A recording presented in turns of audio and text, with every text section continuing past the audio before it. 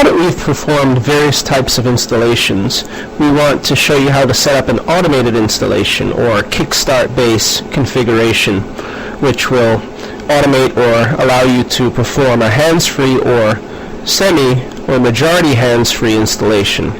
So thus far we've installed using custom partitions or implementing custom partitions, as well as implementing RAID 5 and logical volume management. So now let's label this section Kickstart Configurator, and we'll approach Kickstart automation in two parts by first focusing on the GUI application provided with Red Hat Enterprise Linux, and then by actually implementing the automated installation as another installation that we perform. So what are some of the features provided by Kickstart? Well, the main feature is that it provides hands-free automated installation, which means the answers to the questions are provided via a script. So it's a scripted installation. Scripted installation. Script can be used on multiple systems to quickly deploy those multiple systems. As we've mentioned multiple times, with each installation of Red Hat Enterprise Linux, a Kickstart configuration file named anaconda-ks.cfg is created, and that file contains the answers to the questions presented during installation. However, you may see comments in the file when you use more advanced partitioning schemes such as LVM. The utility that you need to run in order to make use of the Kickstart configurator is system config Kickstart. This utility isn't installed by default. Let's just note that. System config Kickstart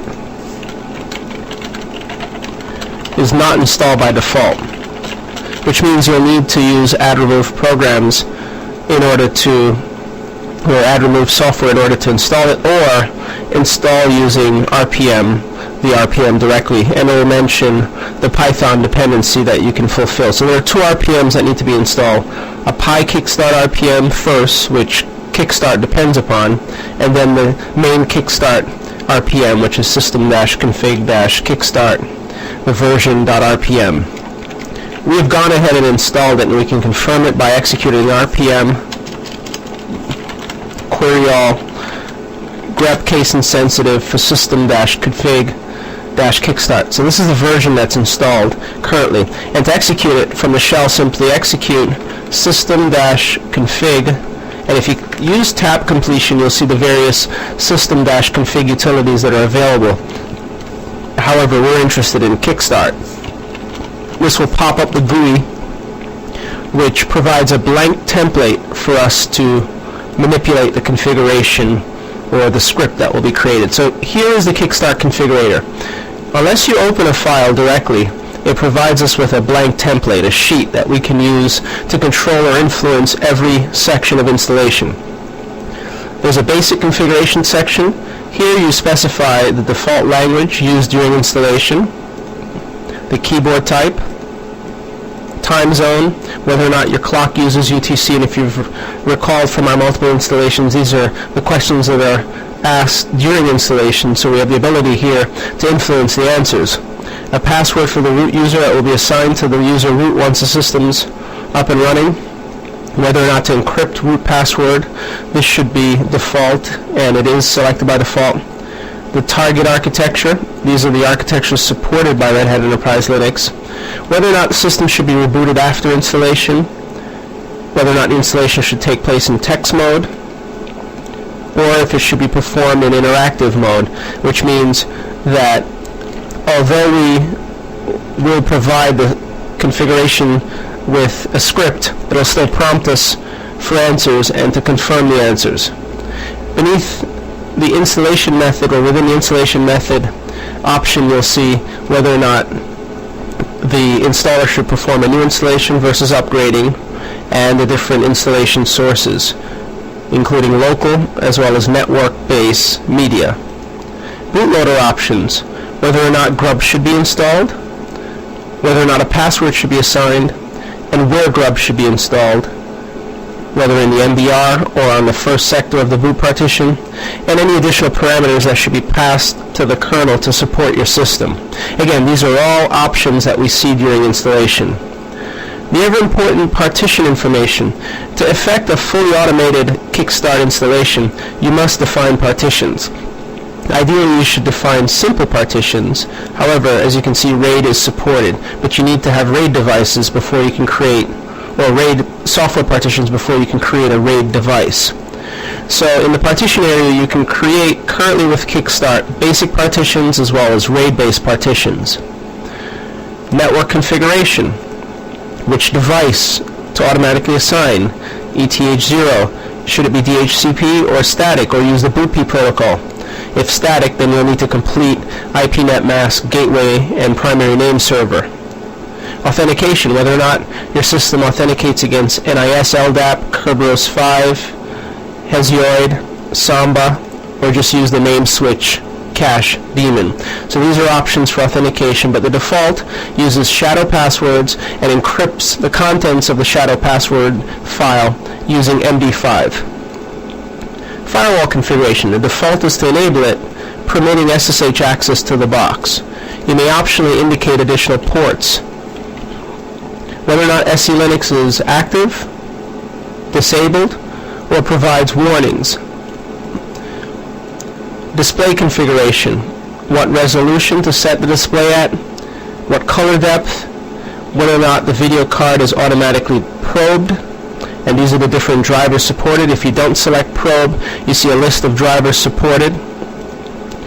The dimensions of the monitor can be specified, otherwise the kernel will probe, the installer will probe. Whether or not to start X Windows on boot, meaning whether or not to enable run level 5 versus run level 3. When checked, run level 5 will be the default run level indicated in ETC init tab. When deselected, run level 3 will be the default. Whether or not the setup agent is launched upon first boot. It's disabled by default in the template, but can be enabled or enabled if you're reconfiguring the system. There is a way or mode to reconfigure your system for different purposes, all without reinstalling the system. Package selection. This option currently doesn't exist. Pre-installation and post-installation scripts. You can define scripts that are to execute before and after the installation for various purposes. So again, the Kickstart configurator controls every aspect of installation from beginning to end. Once you've created the file, you should place it on an accessible location such as an HTTP server. Optionally, you can place it on the boot CD-ROM, but that takes a little more work, such as burning the ISO Linux subdirectory, including the Kickstart configuration file. So you can specify your Kickstart configuration file on a centrally accessible repository such as an HTTP server, and you can locate multiple Kickstart files there and indicate or direct your systems administrators and or users to reference the appropriate Kickstart configuration file. Now, without further ado, let's open the Anaconda Kickstart configuration file that currently exists on our system. This is a copy of the Kickstart file that was created as a result of our recent installation. The partition information will be commented out. There will be no partitions defined because we elected to set up an LVM-based partitioning scheme, which isn't supported by Kickstart. RAID is, and had we defined RAID partitions, then we'd have the ability to define or to interact with the RAID partitions that were defined, which explains why the LVM section of the anaconda-ks.cfg file was commented out. However, beginning with basic configuration, the first menu item, you can see that some defaults are indicated, such as not to use the UTC clock, the default time zone, a password for the root user, which is encrypted, the fact that the system should not be rebooted, the installation should not take place in text mode, and the installation should not take place in interactive mode, meaning it should be fully automated. Again, this is a certification objective, the ability to install your Red Hat Enterprise system without intervention. So once you've set it up manually the first time, providing your disk partitions are laid out and interpreted by Kickstart properly, you should be able to set up a server without intervening. So basic configuration looks clean. Let's move on to installation method. Notice that HTTP is selected, a new installation will be performed as opposed to an upgrade, and the HTTP server and directory is already specified. Always indicate the directory that contains the server or client directory. So don't indicate /server, for example. Just indicate the top-level container for the server directory in the case of installing Red Hat Enterprise Linux, which will cause the installer to find the server subdirectory beneath, in this case, RH5i386. Bootloader options. A new bootloader will be installed, but currently no grub password is set. So let's go ahead and set one to further increase the security of the system, and of course we'll elect to encrypt that grub password. The grub or Grand Unified Bootloader will be installed in the master boot record, and here are some kernel parameters that are passed in by default: RHGB and quiet. Let's move on to partition information. No partitions are defined by default because we elected to set up the system recently using LVM, which is currently unsupported by Kickstart. However, the master boot record will be cleared. All Linux, or all partitions that is, including Linux partitions, will be removed. The disk label will be initialized. So at this stage we need to define our partitioning scheme, and we'll do so without RAID or LVM. Again, LVM is unsupported, RAID is supported.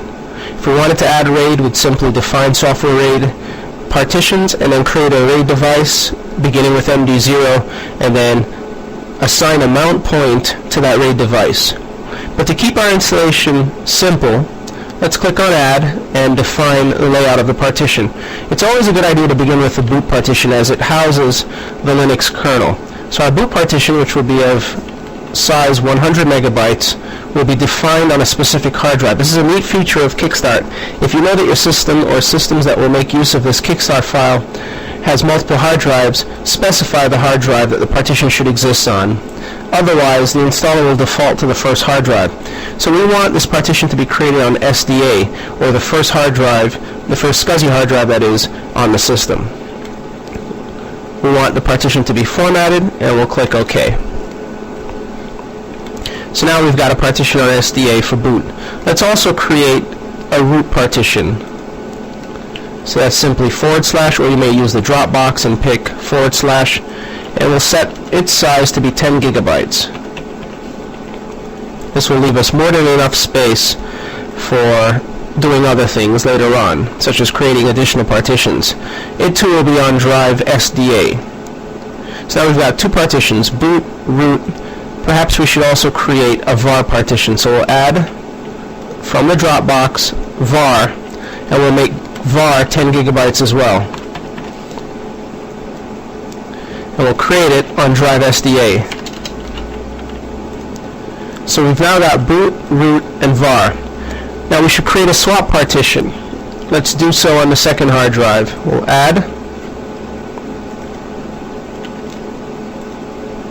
and the type will be swap, which will null or void the first option, and its size will be twice random access memory, which is the suggested size for creating swap partitions, as well as swap files. We can indicate a disk or an existing partition. We'll make a partition on a specific drive, SDB, as opposed to SDA, and the partition will be formatted.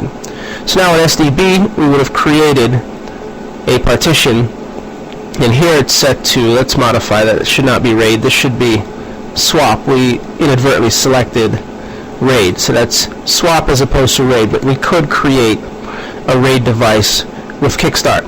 So far we have in place boot, root, and var. These are three primary partitions.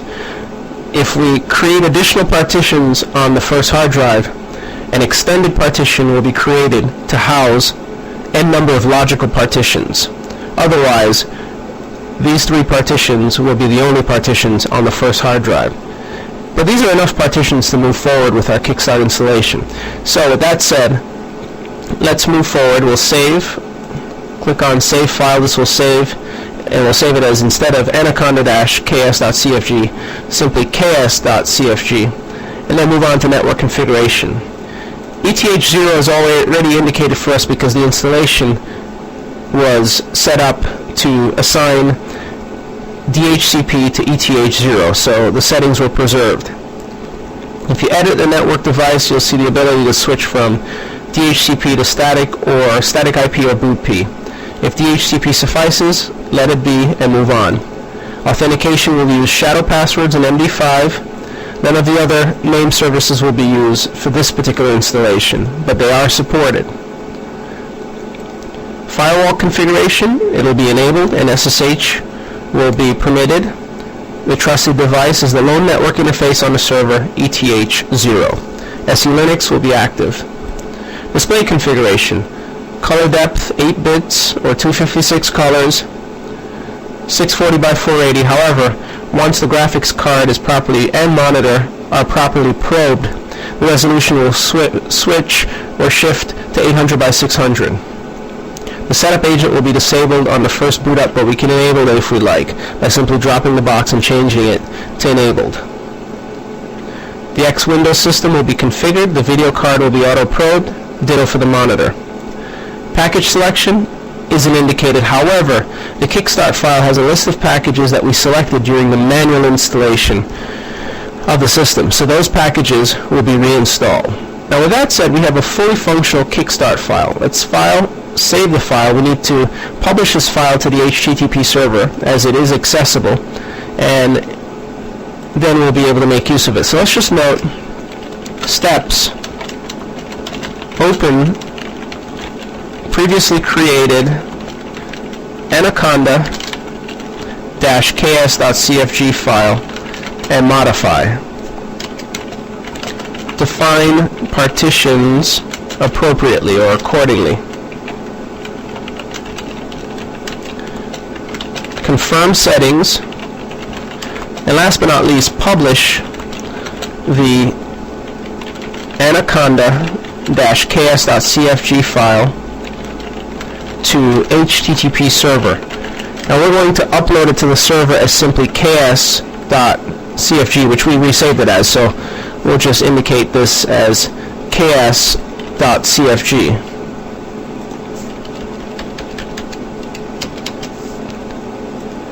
So that said, let's copy the file to the server.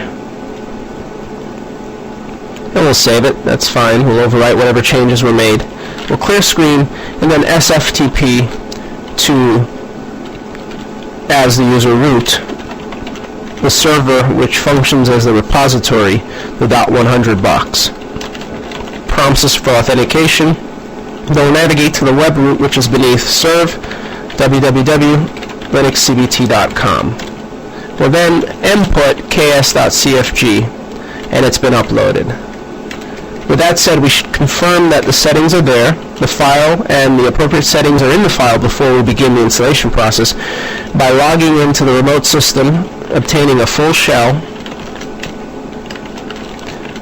navigating to serve, www.linuxcbt.com, and executing a less of ks.cfg. And we'll just peruse the settings. Uses shadow password for authentication. It enables MD5. The bootloader will append RHGB and quiet. You can consult the Linux kernel to see what RHGB and quiet will do.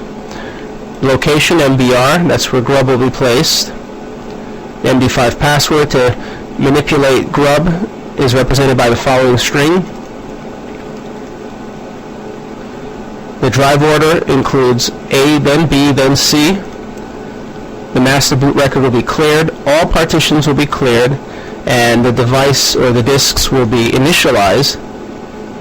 The installation will be graphical. All the lines with hash marks, beginning with hash marks, are comments, by the way.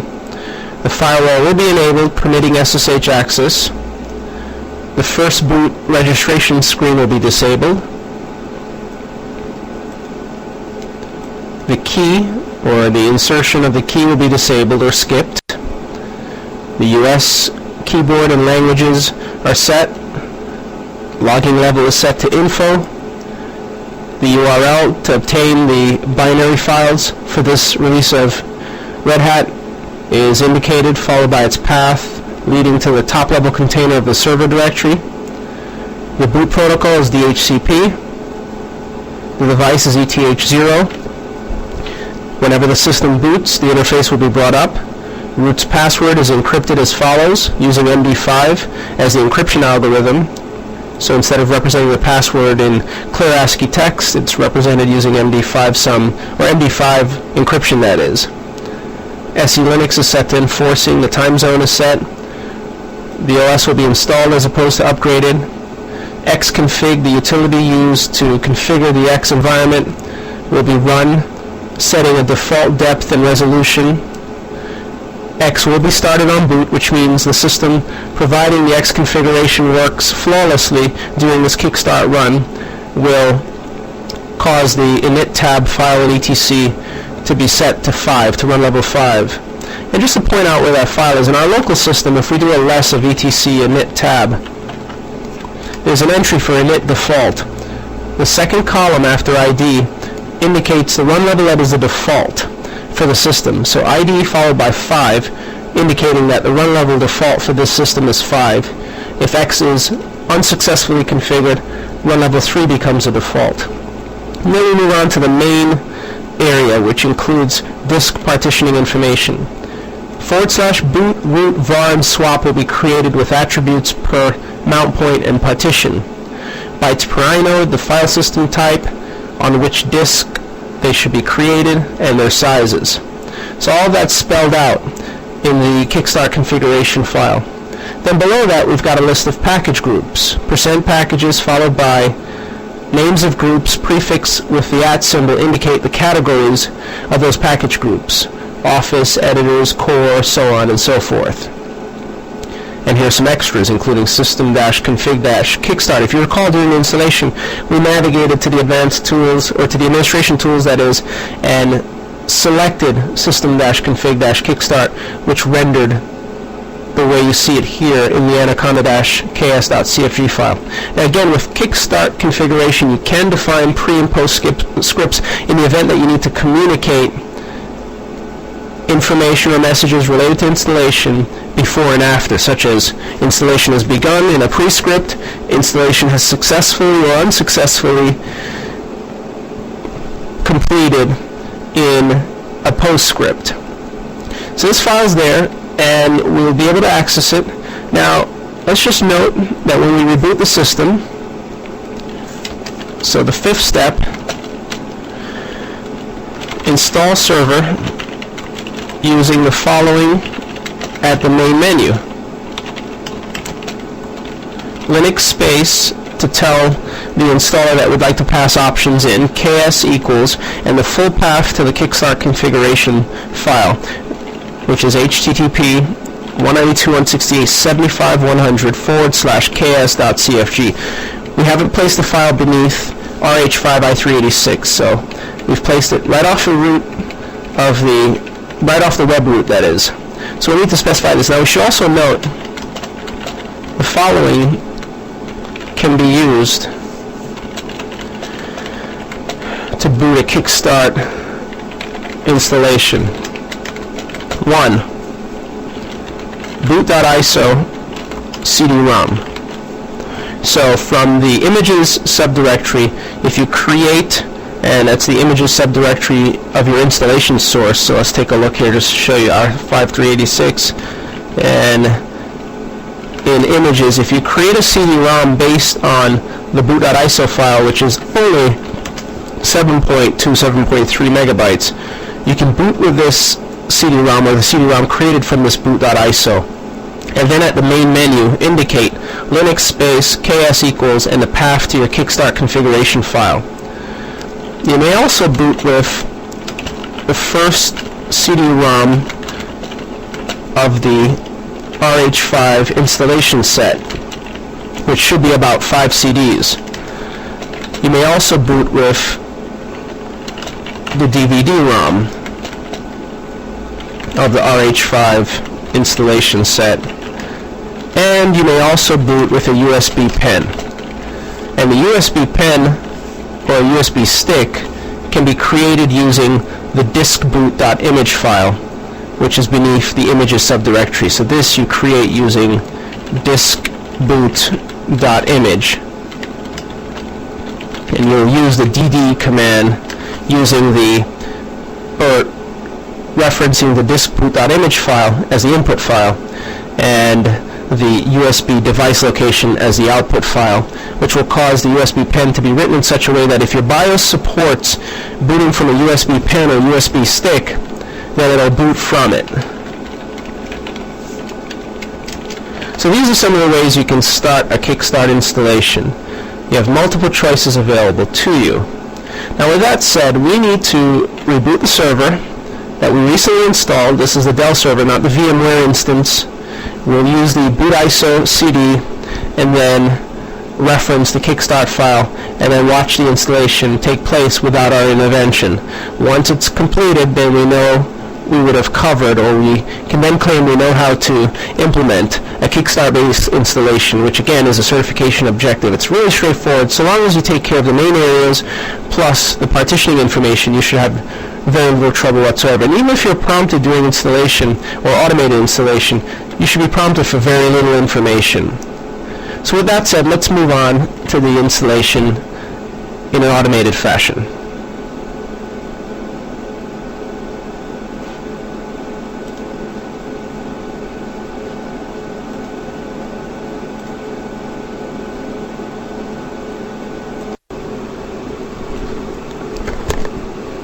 So now we're rebooting our system after the previous installation, and we should be up to the main menu momentarily.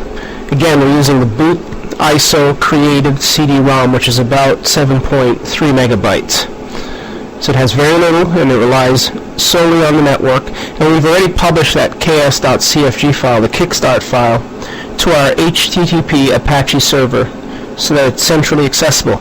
Again, in your environment, if you intend to set up many systems this way, then publish multiple Kickstart configuration files. They don't need to be named ks.cfg, just name them whatever makes sense, such as department-ks.cfg.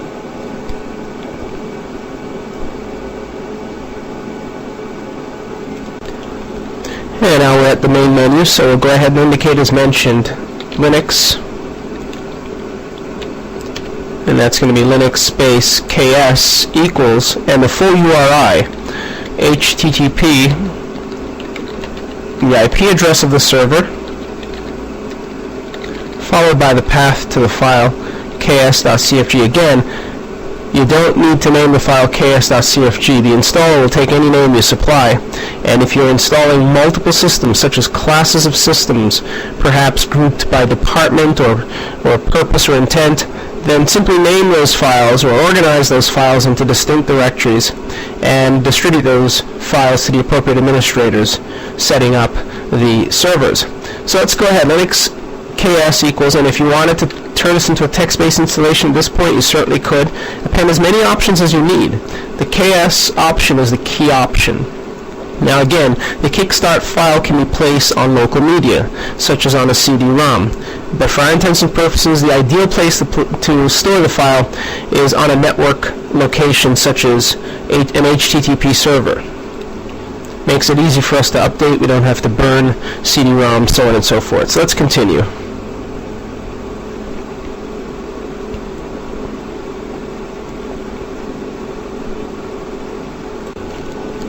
And now we're propelled into the main interface, and this is going to go by relatively quickly. The key drivers are being loaded. Request for an IP is being sent, didn't prompt us. Stage 2 image is being downloaded, meaning the network is working. And momentarily we'll be in graphical mode.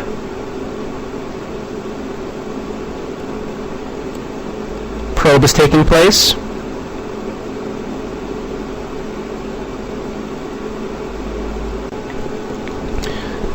Installation information is being retrieved. Again, this is all without my intervention. So this is all premised. The installation, that is, the automated hands-free installation, is premised on having successfully installed the server once and simply modifying the original anaconda-ks.cfg file such that it defines partitions using either RAID or standard Linux partitions.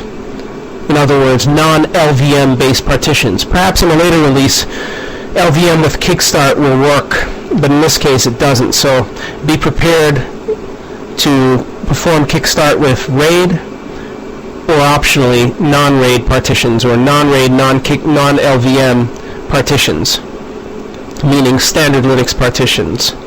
Dependencies are being checked for the selected packages, which tells us that we're at that stage of installation where the installer has moved to the location of the file where the packages are to be specified. And also, the installer has to ensure that the packages are available on the server, on the HTTP server, or on the network-based server. Now, there are other network types supported. As you know, FTP and FS are two other types that you can use to install your Red Hat Enterprise server. HTTP is just one easy way to get it done. So we'll just wait this through, and once the files are, or we're at the stage where the installer has begun copying files, then we'll elapse the installation so that it doesn't take us as much time. We're wrapping up here the dependencies. Again, for the packages selected, the installer needs to be sure that all dependencies have been met. Otherwise, you'll end up with broken packages or software that doesn't launch correctly or components of software that don't work correctly. We've been propelled into the formatting of the file systems, which includes root, boot, and any other file systems that we've defined. var, as you can see, swap is another file system we defined. And again, with the exception of specifying the KS option at the main menu, we have not intervened with the installation. So this is truly a hands-free installation. And so long as you can keep your partitions generic enough to meet the classes of systems that you have, you should have no trouble whatsoever setting up systems automatically. The two concerns are generally network configuration and disk partitioning when considering deploying an automatic installation to multiple systems. However, you may also be concerned about software, but if you need to get many systems out in a hurry, this is the way to do it. Certainly, you could always consider Ghost, or a software like Ghost that does drive imaging. However, if you want to remain within the framework provided with the Red Hat Enterprise software, then this is how you use it, the Kickstart. Now, as you can see, we've already begun the process of file copies. So it's just a matter of waiting, and the release notes are available. We can interact with it. The interface is totally available, and the various consoles, the Control-Alt accessible consoles are available that we can interact with to learn about the installation as it takes place. So this is working successfully, and we will check back in as the installation nears the end, just to elapse it in the interest of saving time. And at this point, we're nearing the halfway mark. We have approximately 8 minutes remaining. So far, so good. All the files have been copied. Now, if during a Kickstart-based installation, especially across the wire, you see errors regarding the copying of files, just click on retry. Sometimes that comes up. It hasn't in this case, but sometimes it does, perhaps because of network congestion, or if from a local media, perhaps because the media is dirty. So if you do encounter that, as I've seen on multiple occasions, then just click on retry, perhaps eject the media if you're using CD or DVD, clean it, or check the connectivity to your network-based server, HTTP, FTP, NFS, etc. We're just over the halfway mark with roughly 6 minutes to go.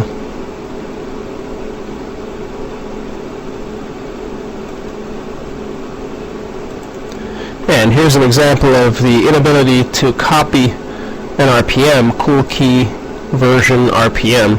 So we'll click on retry. Sometimes this pops up, especially when there's network congestion. So just click on retry, and the pop-up usually goes away.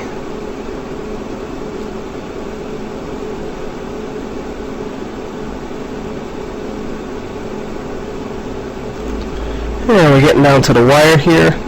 Just under 2 minutes to go. All the files have been copied and post-installation configuration is taking place, which includes setting up the grub environment. And momentarily you'll be prompted to reboot the system. If you recall, during the Kickstart configuration, we elected to not have the Kickstart automated installation reboot the system for us, so we have to reboot manually. And now we're rebooting, going through initialization as usual, and the system should be back up and running momentarily.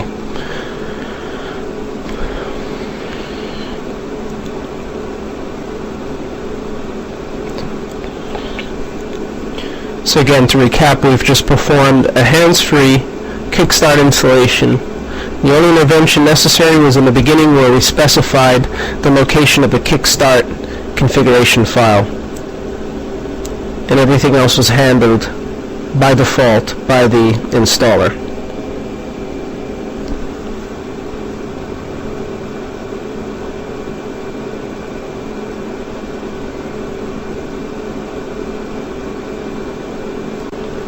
So now we're at the main menu. Let's ensure that the password's in place by attempting to modify the grub entry, and it doesn't let us, but P for password prompts us, and then it lets us. So this tells us that we've set things up properly. Now let's boot the system to full graphical user mode as opposed to single user mode as we've done thus far by pressing B to boot.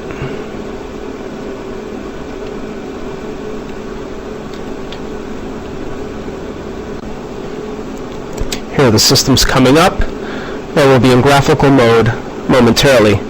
UDEV is starting, Universal Devices, and the different services will be brought. And now we're in graphical mode, 640 by 480. Spacebar to show details comes up in 640 by 480 with 8-bit colors. You can tell by the graininess of it all. Now, had we indicated 800 by 600 in the Kickstart utility, then the system would have come up in 800 by 600 mode. The installation was performed at 800 by 600, but X starts at whatever you specify in the configurator, the Kickstart configurator. So our system's up and running. We can log in and make use of it. So we'll log in as root. And we'll have a desktop at 640 by 480 momentarily.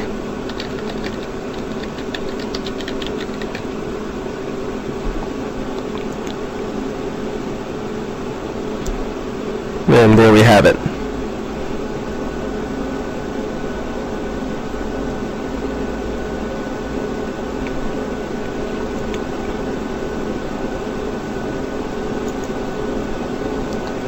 Let's just confirm from the shell the disk layout. And there you see boot var root, the partitions that we instructed at 10 gigabytes, with the exception of boot from the system configuration for Kickstart.